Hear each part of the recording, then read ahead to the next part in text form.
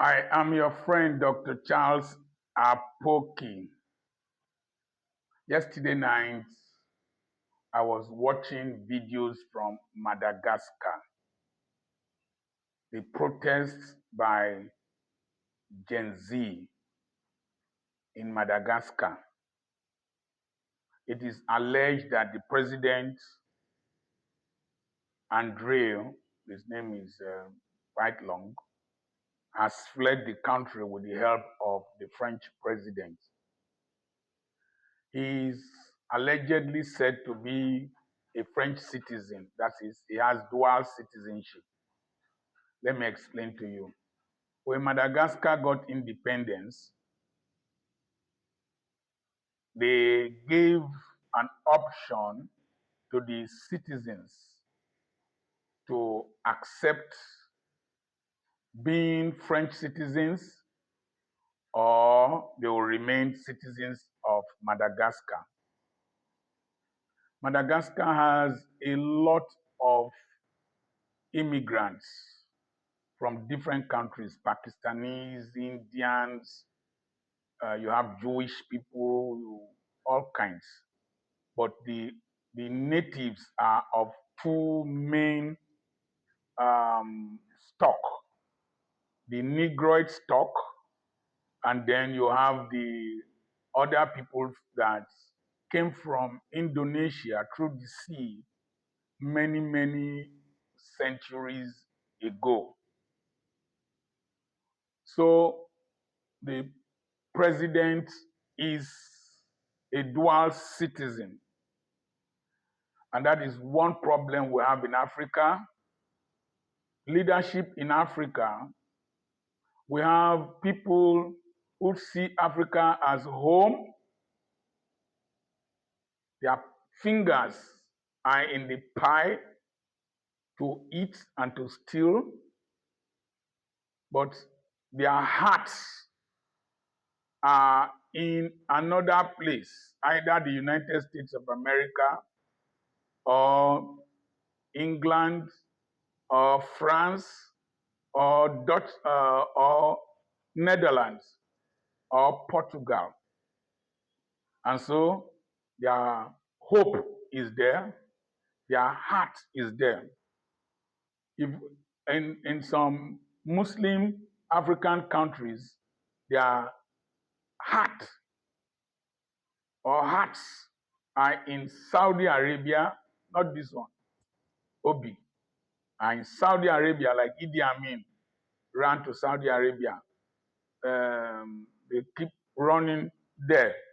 And they will accommodate you with your money so that you can spend the money there. The Syrian president, even though not an African, ran there. One from Tunisia, I think he ran there. So they have where to escape to. But you, the natives, you, the indigenous natives, you don't have anywhere to escape to. When they fall sick, they can go there. When their children want to wed, they can go there. When they want to holiday, they can go there. But you, the natives, have nowhere to go. I've been to Madagascar 3 times. I brought this from Madagascar. It's the shell of a water creature. This is another one.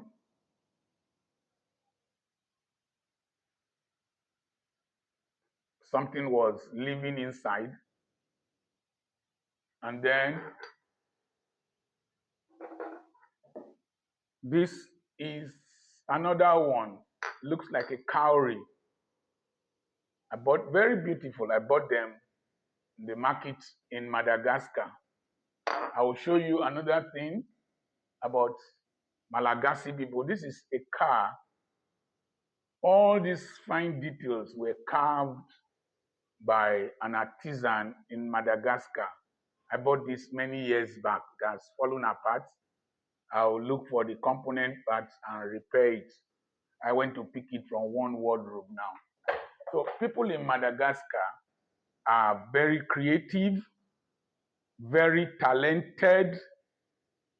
The best mechanics in the world are in Madagascar, or the most creative and innovative mechanics in the world are in Madagascar. You will see old cars being used as taxis. Citron that is 80 years old being used as taxi. You will see Peugeot many years back being used as taxi. If you are old, you will know Zephyr 4. You will still see it in Antananarivo, in the streets of Antananarivo, running. Ironically, they don't have parts. They can fabricate parts, fabricate brake pads, because they are about 400 miles from the nearest country on the mainland of Africa. Artworks, very creative. They are very energetic, and that country is beautiful. You have coastline around this big continental mass island. It is the fourth largest island in the world. Wonderful people. Beautiful climate, excepting during the cyclone season. Now, every nation is blessed with potentials, blessed with people, and blessed with products. Madagascar has some animals that are nowhere else in the world. The lemurs. They have chameleons that are nowhere else in the world. There are no poisonous snakes in Madagascar. There are no lions, no elephants, no giraffes, no rhinoceroses, no big animals. But there are underground crocodiles that live in caves. I don't know whether when it's separated from Africa, those crocodiles were already there. Madagascar, you see the baobab tree. Some people even live inside baobab trees. Beautiful place. But the poverty level is very high, extremely high. Those 80-year-old citrons that they use as taxis, they don't have fuel tanks. They don't buy fuel into the tanks. They buy into 1.5 liter plastic container, water container that you have removed the water, and then they put a hose directly into it. You will see the fuel there. But it's a cheap place to live. The tourist potentials have not been harnessed. I slept in a holiday resort there that had, I think, 30-something bungalows, duplexes. They are owned by the Chinese, extremely beautiful, very cheap. America has one of their biggest embassies in that country. So Madagascar is a nation that should not be poor, because South Korea came to lease part of their land to grow crops for themselves, even though that project did not work well. So what we must learn from this lecture is that power, P, is supposed to be purposeful. When you contest elections to be president, to be governor, whatever, it has to be purposeful. You must have what you want to achieve. That's why there is a manifesto. It must lead to the progress of the country as a whole, progress of individuals in the country. It must lead to prosperity. It should bring peace to the people. And it should be people-oriented, government of the people, by the people, for the people. It should protect the people and the interest of the people. But in Africa, governance is like poaching. You go and steal. You steal and carry away. It is more of pushing the people against the wall and punishing the people. During the protest, there is a video of a policeman that set fire on the hair of a girl protesting. Very wicked people. So, it's not a reflection of the Malagasy people. Those who protect those in power use all forms of punishment and wickedness to suppress the people.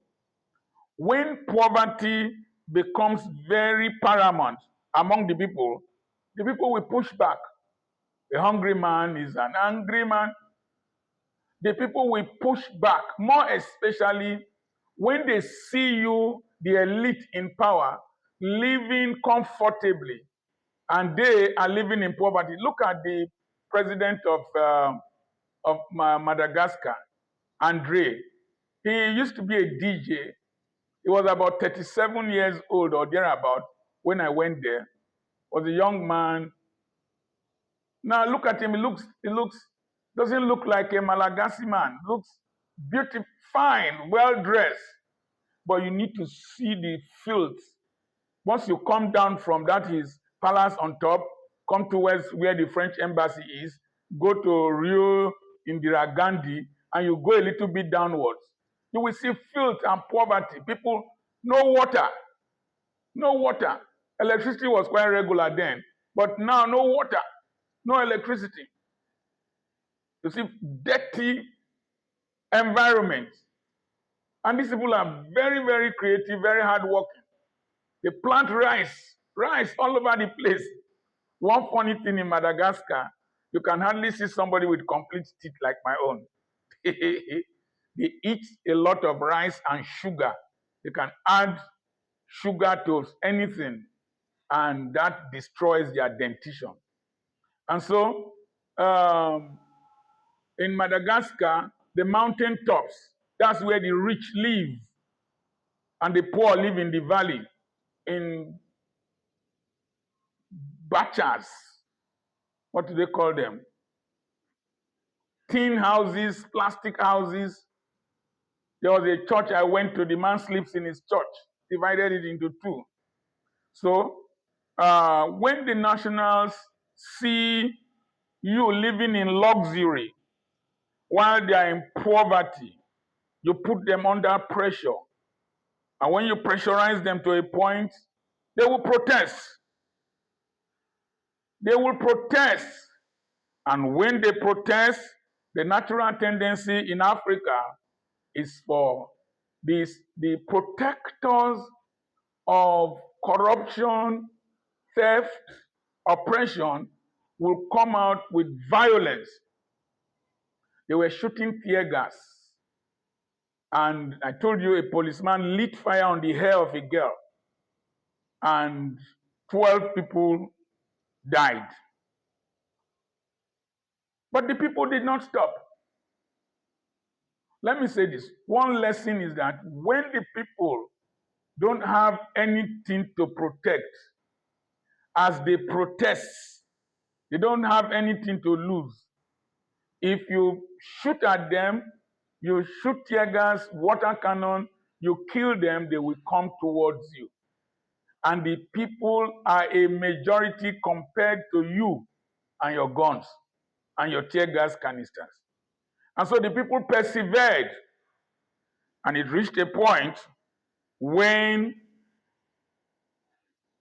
some members of the armed forces that are elites that brought this same man into power in 2009 now turned and joined the people.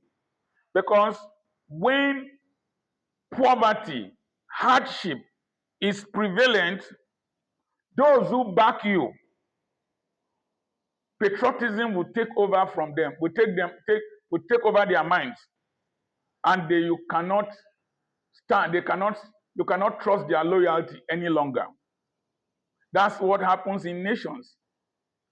It reaches a point, the people will push forward, the government will push them back, and then at a point, the soldiers, the police officers, security agencies will see that it is their own mothers, their own sisters, their own children that they are deleting, and they will refuse to take orders. to commit atrocities, genocide against their own people. Now, Madagascar has been plagued by recurrent protests, military takeover, protests, military takeover. When a nation is a product of, when a nation cannot promote peaceful change, change of leadership now comes by force. And when it comes by force regularly, it becomes a vicious cycle that you will come into power, the people will hail you. After some time, the person turns to a tyrant, wants to stay for too long, it becomes a villain, and then the civilians will revolt, and then it goes round and round. And such nations don't progress. And Africa has been plagued by lack of credible, peaceful elections that can ensure that leadership is regularly changed.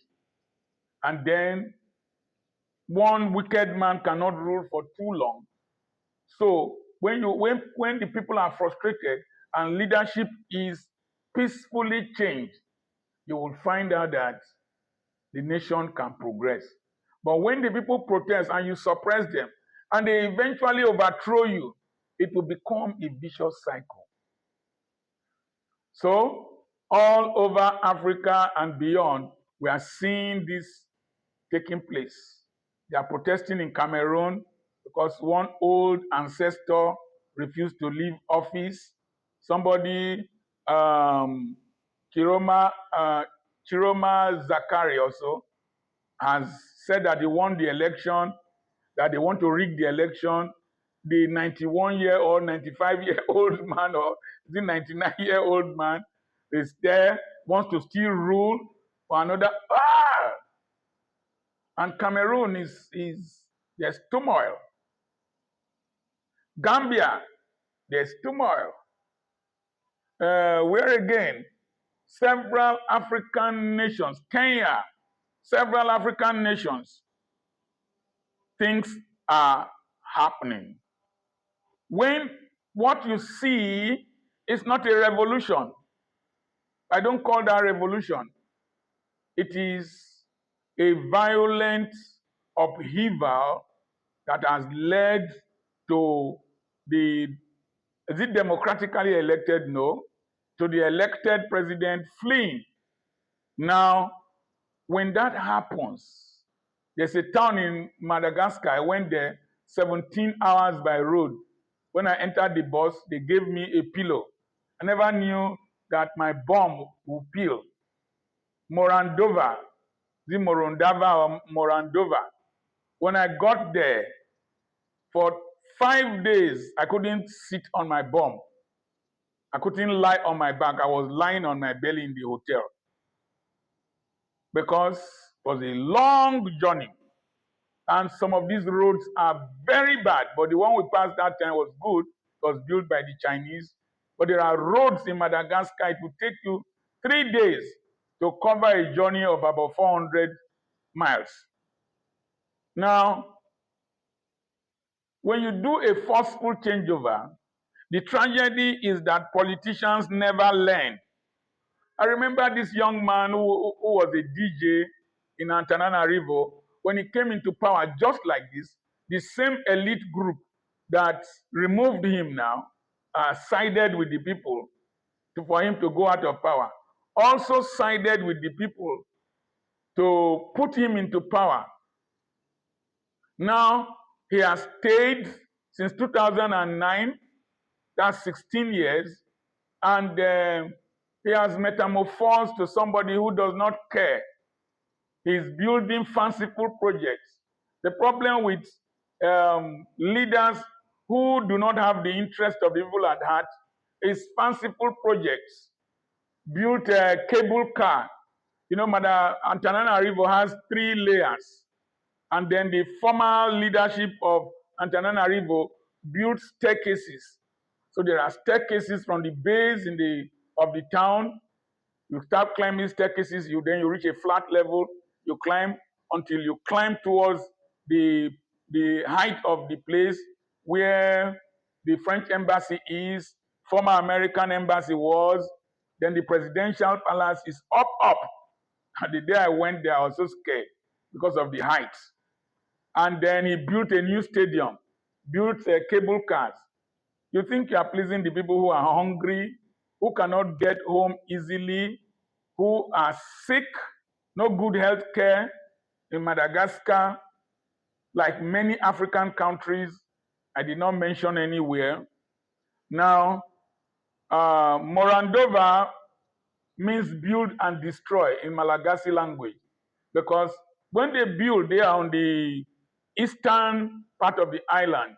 Cyclones will come from the Indian Ocean, destroy their buildings, they will build again, destroy their buildings.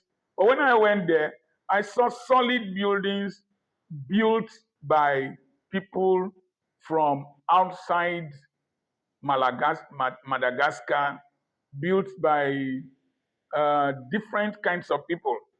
Now, unless there is smooth transition, power that is taken forcefully will only create more villains until there is a mental change and a decision that will say never again.